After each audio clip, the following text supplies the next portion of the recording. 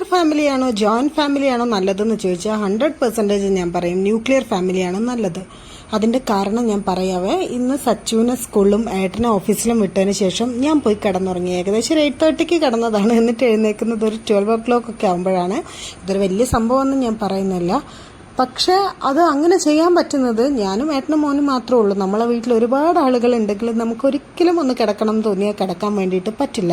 ഇന്ന് രാവിലെ എഴുന്നേറ്റത് മുതൽ എനിക്ക് ഇങ്ങനെ ഇവർ വിട്ട് കഴിഞ്ഞിട്ട് ഉടനെ പോയി കിടക്കുക എന്നുള്ളൊരു മൈൻഡ് സെറ്റ് മാത്രമായിരുന്നു. മേ ബി മൂഡ് സ്വിങ്സിൻ്റെ ആവാം, പീരീഡ്സ് ആവാറായി, അതിൻ്റെ മൂഡ് സ്വിങ്സും കാര്യങ്ങളൊക്കെ ആവാം. അപ്പോൾ എന്നെ സംബന്ധിച്ച് എനിക്ക് ആ ഒരു മൂഡ് സ്വിങ്സ് ഒക്കെ മാറണമെങ്കിൽ കുറച്ച് സമയം നന്നായിട്ട് ഉറങ്ങി എഴുന്നേറ്റ് ഒരു കോഫിയൊക്കെ കുടിച്ചാൽ മാത്രമേ എനിക്ക് ആ ഒരു മൈൻഡ് സെറ്റ് ഓക്കെ ആവുള്ളൂ. അപ്പം നമ്മൾ കുറേ പേര് ഒരുമിച്ചുള്ള വീട്ടിലാണെങ്കിൽ ഒരിക്കലും ഇതൊന്നും നടക്കില്ല. നമുക്ക് അവിടെ ഒരുപാട് കാര്യങ്ങൾ സാക്രിഫൈസ് ചെയ്യേണ്ടി വരും, ഒരുപാട് കാര്യങ്ങൾ അഡ്ജസ്റ്റ് ചെയ്യേണ്ടി വരും. ഇപ്പം നമ്മളൊന്ന് കിടക്കുന്ന കാര്യമല്ല, ഏത് കാര്യമാണെങ്കിലും നമ്മൾ വിട്ടുവീഴ്ച ചെയ്യുന്നത് തന്നെ നമുക്ക് വലിയ സ്ട്രെസ്സാവും. നമുക്കിപ്പോൾ ചില സമയത്തൊന്ന് കിടക്കണം എന്ന് തോന്നിക്കഴിഞ്ഞാൽ കിടക്കാതെ നമ്മൾ മാക്സിമം കുറച്ചും കൂടി സ്ട്രെസ് എടുത്തിട്ട് അവിടുത്തെ ബാക്കി കാര്യങ്ങൾ ശ്രദ്ധിക്കാൻ തുടങ്ങും. അപ്പം നമുക്കത് കൂടുതൽ സ്ട്രെസ്സാവും. പിന്നെ നമുക്ക് അവിടെ ഉള്ളവരോടെല്ലാം ദേഷ്യമാവും. പിന്നെ ആ ബന്ധത്തിനൊക്കെ ഒരു വിള്ളൽ വീഴും. എപ്പോഴും ഒരു സ്നേഹം ഉണ്ടാവണമെങ്കിൽ കുറച്ച് അകൽച്ച നല്ലതാണ് എന്നൊക്കെ ഉള്ളൊരു അഭിപ്രായം എനിക്കുണ്ട് കേട്ടോ. കല്യാണം കഴിയുന്നതിൻ്റെ മുമ്പേ എൻ്റെ കല്യാണം കഴിഞ്ഞ ഫ്രണ്ട്സൊക്കെ പറയായിരുന്നു, എൻ്റെ കൊളീഗ്സൊക്കെ പറയായിരുന്നു, സ്വന്തമായിട്ടുള്ള ഒരു അടുക്കള എന്നുള്ളതാണ് ഏറ്റവും വലിയ സമ്പത്ത്, അല്ല അതാണ് ഏറ്റവും വലിയ ലക്ഷറി എന്നൊക്കെ പറയായിരുന്നു. അപ്പം ഞാനിങ്ങനെ ഓർക്കായിരുന്നു കേട്ടോ, സ്വന്തമായിട്ടൊരു അടുക്കളയാണെങ്കിൽ സ്വന്തം എല്ലാ പണിയും ഒറ്റയ്ക്ക് ചെയ്യണ്ടേ, കുറേ ആളുകളുണ്ട്, എല്ലാവരും ഷെയർ ചെയ്ത് ചെയ്താൽ പോരെ എന്നൊക്കെ. പക്ഷെ പിന്നെ നമ്മളൊക്കെ കുറച്ചും കൂടെ വളർന്ന് എന്താണ് ലൈഫ് എന്നൊക്കെ മനസ്സിലാക്കി തുടങ്ങിയപ്പം എനിക്ക് മനസ്സിലായി സ്വന്തമായിട്ടൊരു അടുക്കള എന്നുള്ളത് ഏറ്റവും ഇമ്പോർട്ടൻ്റ് ആയിട്ടുള്ള കാര്യമാണ് ഒരു പെണ്ണിനെ സംബന്ധിച്ചെന്ന്. കാരണം നമ്മളിനി എന്ത് വർക്കിംഗ് വുമൺ ആണെന്ന് പറഞ്ഞാലും ഒരുപാട് സമയം നമ്മൾ കിച്ചണിൽ ചിലവഴിക്കേണ്ടി വരും. ആ കിച്ചൺ നമുക്കിഷ്ടമുള്ള പോലെ നമ്മൾ വിചാരിച്ച പോലുള്ള എന്താ പറയുക കിച്ചൺ ആക്സസറീസ് വാങ്ങി വെക്കുക, അല്ലെങ്കിൽ നമുക്ക് ഇഷ്ടമുള്ള പോലെ കിച്ചൺ അറേഞ്ച് ചെയ്ത് വെക്കുക. ഇതൊക്കെ ഒരുപാട് ആളുകളുള്ള വീട്ടിൽ ഒരിക്കലും നടക്കില്ല കേട്ടോ. അപ്പം എന്നെ സംബന്ധിച്ച് ഞാനും ഹസ്ബൻഡും മോനുമാണ് ഇവിടെ. അപ്പോൾ ഇവിടെ എല്ലാം അറേഞ്ച്മെൻറ്റ്സും കാര്യങ്ങളും അല്ലെങ്കിൽ ആക്സസറീസ് വാങ്ങുന്നതൊക്കെ എനിക്കിഷ്ടമുള്ള പോലെയാണ് ഞാൻ ചെയ്യാൻ. ഒരിക്കലും ഏട്ടനോ മോനോ അതിനകത്തൊരു അഭിപ്രായം പറയാൻ വരാറില്ല. കാരണം അവർക്ക് അതിൽ ഇൻട്രസ്റ്റ് ഇല്ല. എനിക്കാണെങ്കിൽ ഇതിലൊക്കെ കുറച്ച് ഇൻട്രസ്റ്റ് ഉള്ള ആളാണ്. കിച്ചണൊക്കെ നല്ല രീതിയിൽ മെയിൻറ്റെയിൻ ചെയ്യാം, കുറച്ച് കുട്ടി തിങ്സ്, ക്യൂട്ടി ആയിട്ടുള്ള കുറച്ച് തിങ്സൊക്കെ വാങ്ങി വെക്കുക, ഇങ്ങനത്തെ സംഭവമൊക്കെ ഇഷ്ടമുള്ള ആളാണ് കേട്ടോ ഞാൻ.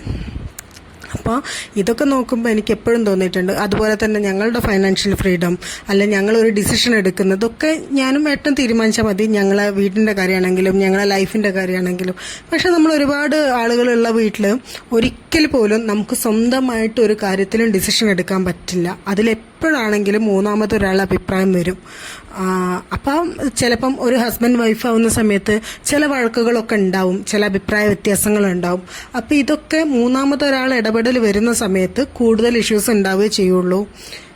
അങ്ങനത്തെ കുറച്ച് കാര്യങ്ങളൊക്കെ ഉണ്ട് കേട്ടോ. പിന്നെ ഈ ജോയിന്റ് ഫാമിലി ആയിട്ട് ജീവിക്കുന്ന ആളുകളില്ലേ എന്നൊക്കെ ചോദിച്ചാൽ ഉണ്ട്. അത് അത്രയും അഡ്ജസ്റ്റ് ചെയ്യാനൊക്കെ പറ്റുന്ന ആളുകളായിരിക്കണം. പിന്നെ അഡ്ജസ്റ്റ് ചെയ്ത് ജീവിക്കുക എന്നുള്ളത് അത് ഈ ശരിക്കുള്ള ജീവിതമല്ല എന്നാണ് എനിക്ക് തോന്നുന്നത് കേട്ടോ. എല്ലാ കാര്യവും നമ്മൾ അഡ്ജസ്റ്റ് ചെയ്ത് ജീവിക്കുക എന്നുള്ളത് നമുക്ക് നല്ല റിലാക്സ് ആയിട്ട് നമ്മൾ എൻജോയ് ചെയ്തിട്ട് വേണം നമ്മളെ ലൈഫ് മുന്നോട്ട് കൊണ്ടുപോകാൻ. അല്ല നമ്മൾ എന്ത് ചെയ്യുന്നതാണെങ്കിലും നല്ല എൻജോയ് ചെയ്തിട്ട് വേണം നമുക്ക് മുന്നോട്ട് പോവാൻ വേണ്ടിയിട്ട്. എന്നാലേ നമുക്കൊരു സാറ്റിസ്ഫാക്ഷൻ ഉണ്ടാവുള്ളൂ. അപ്പം ഞാനിത് ഉപദേശമായിട്ട് പറയല്ല കേട്ടോ, എനിക്ക് തോന്നുന്നതാണ്. കാരണം നമ്മൾ ഒരുപാട് കഥകൾ പുറത്തുനിന്നൊക്കെ കേൾക്കുന്നുണ്ട്, പലതരം ലൈഫുകൾ കാണുന്നുണ്ട്. അപ്പോൾ ചിലപ്പോൾ ഞാൻ വിചാരിക്കും ഞാൻ ഭയങ്കര ലക്കിയാണ്, ചില കാര്യങ്ങൾക്കൊക്കെ ഭയങ്കര ലക്കിയാണെന്ന് എനിക്ക് തോന്നാറുണ്ട്. ടച്ച് വുഡ് പറയണം എന്ന് പറയും.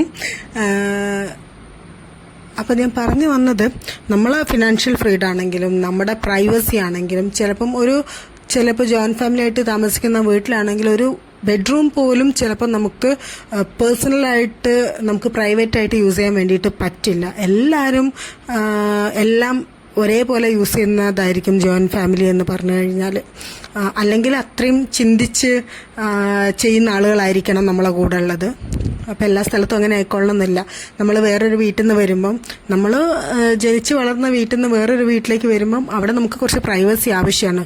അത് മനസ്സിലാക്കാൻ വേണ്ടി അവിടെയുള്ള ആളുകൾക്ക് സാധിച്ചിട്ടില്ലെങ്കിൽ എന്തായാലും ഇഷ്യൂസ് വരും. അങ്ങനെ എല്ലാവർക്കും സാധിച്ചോളണമെന്നില്ല. ചിലപ്പോൾ ഈ ഒരു കാലഘട്ടത്തിൽ ചിലപ്പോൾ ഈ 90s ഒക്കെ പിന്നെ എന്താ പറയുക, ഒരു mother in law father in law ആ രീതിയിലേക്ക് എത്തുന്ന സമയത്ത് അവർക്ക് കുറച്ചും കൂടി ഈ കാര്യങ്ങൾ ചിന്തിക്കാനും ചെയ്യാനും വേണ്ടി പറ്റുമെന്നാണ് തോന്നുന്നത്. അതിന് മുമ്പുള്ളവരൊക്കെ അവർ ജീവിച്ച സാഹചര്യം എങ്ങനെയാണ്, അവർ ജോയിന്റ് ഫാമിലി ആയിട്ട് ജീവിച്ചിട്ടുണ്ട്. അപ്പോൾ അവർ ജീവിച്ച സാഹചര്യം അങ്ങനെ ആയതുകൊണ്ട് തന്നെ അവർക്ക് അത് ഓക്കെയാണ്, ആ കാലഘട്ടത്തിൽ അത് ഓക്കെയാണ്.